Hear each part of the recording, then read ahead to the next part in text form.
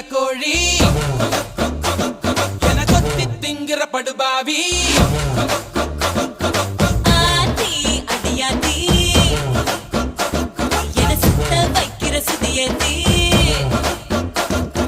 அறகுற வயசுல மயக்கிற சயசுல கருமென இனிக்கிற எருமணி அழைக்கிற உனக்குள்ள என்ன வச்சு உண்டியல குலுக்கிற பரபரப்பா இருக்கு